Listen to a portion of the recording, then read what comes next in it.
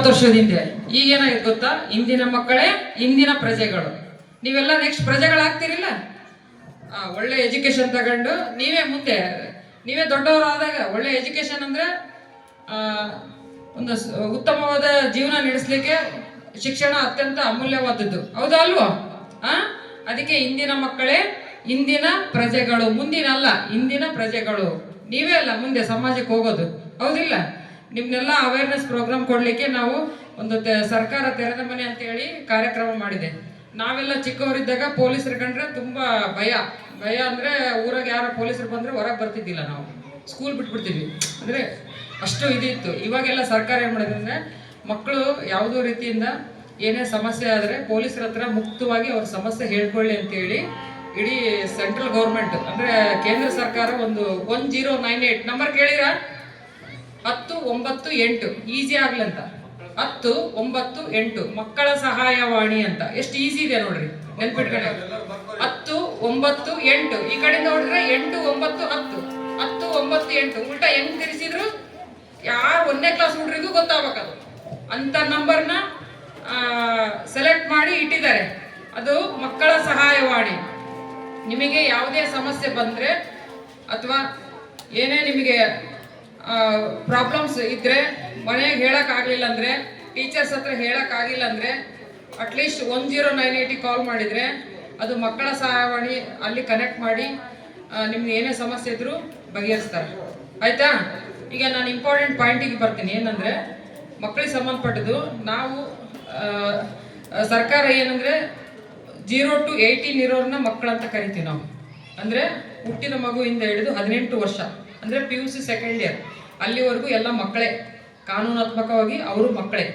ಅವರು ಏನೇ ಸಮಸ್ಯೆ ಇದ್ರೂ ಪೊಲೀಸ್ ಇಲಾಖೆ ಮೂಲಕ ಮತ್ತೆ women and child welfare office ಇದೆ, ಅವ್ರ ಕಡೆಯಿಂದ ಅವ್ರಿಗೆ ಸಹಾಯ ಮಾಡ್ತದ.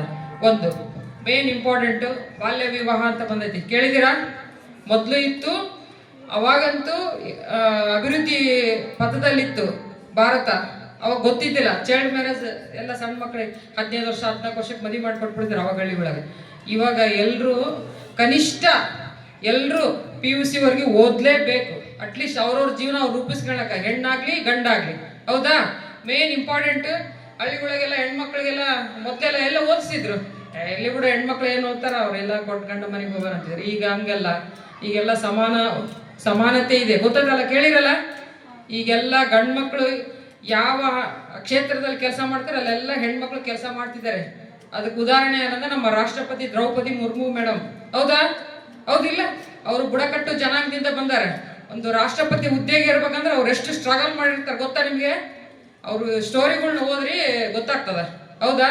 ಇಲ್ಲಿ ಎಲ್ಲ ಸಮಾನತೆ ಅಂದ್ರೆ ಎಲ್ಲರೂ ಬಾಲ್ಯ ವಿವಾಹ 18 ವರ್ಷದ ಒಳಗಿನ ಮಕ್ಕಳಿಗೆ ಯಾರೇ ಮದುವೆ ಮಾಡಿದ್ರು ಅದು ಕಾನೂನು ಬಾಹಿರ, ಅಂತವ್ರನ್ನ ಕಾನೂನಾತ್ಮಕವಾಗಿ ಶಿಕ್ಷೆಗೆ ಒಳಪಡಿಸ್ತಾರೆ. ಅಂದ್ರೆ ಈಗ ನಾನ್ ನಿಮಗೆ ವಿಷಯಗಳನ್ನ ಇಷ್ಟು ಹೇಳಿದ್ರೆ ಇಲ್ಲಿ ಸುಮಾರು ಒಂದು 50 ಜನ ಇದಿರಲ್ಲ. ಆಟೋಮೆಟಿಕ್ ಸೀಟ್ ಬೆಲ್ಟ್ ಹಾಕಿದಾಗ ಏರ್ ಬ್ಯಾಗ್ ಓಪನ್ ಆಗ್ತಾವು. ಮತ್ತೆ ಹೆಲಿಮೆಟ್ ಅನ್ನ ದ್ವಿಚಕ್ರ ವಾಹನದಲ್ಲಿ ಕಡ್ಡಾಯ. ಬೈಕ್ನಲ್ಲಿ ಓಡಿಸ್ತಿರ್ತಿರಲ್ಲ, ನಿಮ್ಮ ತಂದೆ ತಾಯಿಗೆ ಹೇಳ್ಬೇಕು ನೀವೆಲ್ಲ, ನಿಮಗೆ ಬೈಕ್ ಹೊಡೆಯಕ್ಕೆ ಅಧಿಕಾರ ಐತೆಯಾ? ಇಲ್ಲ. ಯಾಕಿಲ್ಲ? ವಿತೌಟ್ ಗೇರು 16 ವರ್ಷ, ವಿತ್ ಗೇರು 18 ವರ್ಷ ತುಂಬಬೇಕು. ನೀವು ಅಂಡರ್ ಏಜ್ ಯಾವುದೇ ಕಾರಣಕ್ಕೂ ನೀವು ಬೈಕ್ ಅಥವಾ ಸ್ಕೂಟಿ ಓಡಿಸಿದ್ರೆ 25,000 ರೂಪಾಯಿ ದಂಡ ಇದೆ. ಎಷ್ಟು ಅಮೌಂಟ್ ಐತಿ? ನೀವು ಮನೆಯಲ್ಲಿ ಹೋಗಿ ಹೇಳ್ಬೇಕು ಪಾಲಕರಿಗೆ, ಯಾವುದೇ ಕಾರಣಕ್ಕೂ ಹೆಲ್ಮೆಟ್ ಇಲ್ಲದೆ ವಾಹನವನ್ನ ಓಡಿಸಬಾರ್ದು. ಮತ್ತೆ ಇನ್ಸೂರೆನ್ಸ್ ಅನ್ನು ಕೂಡ ಕಟ್ಟಬೇಕು. ವಾಹನಕ್ಕೆ ಏನು ಕಟ್ಟಬೇಕು? ಇನ್ಸೂರೆನ್ಸ್ ಅನ್ನು ಕಟ್ಟಬೇಕು. ಅತಿ ವೇಗವಾಗಿ ವಾಹನವನ್ನ ಓಡಿಸಬಾರ್ದು. ಮತ್ತೆ ನಿಧಾನಂ ಪ್ರಧಾನಂ ಅಂತ ಹೇಳ್ತಾರೆ.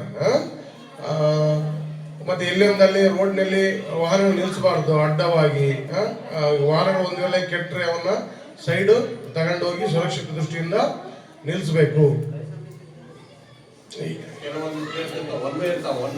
ಒನ್ ವೇಯನ್ನ ಉಲ್ಲಂಘನೆ ಮಾಡಬಾರ್ದು. ಈಗ ಒನ್ ವೇ ಅಂತ ಇರ್ತೈತಿ, ಆ ಒನ್ ವೇದಲ್ಲಿ ಅಪೋಸಿಟ್ ಆಗಿ ಹೋಗಬಾರ್ದು. ಆ ಕಡೆಯಿಂದ ವೇಗವಾಗಿ ಬರ್ತಿರ್ತಾವ ಗಾಡಿಗಳು, ಯಾಕಂದ್ರೆ ಅವ್ರಿಗೆ ಗೊತ್ತಾಗಲ್ಲ ಅವು ಬರ್ತಿರ್ತಾವ. ಇವ್ರು ಇದಕ್ಕಿಂತ ಅಡ್ಡ ಹೋದಾಗ ಅಪಘಾತ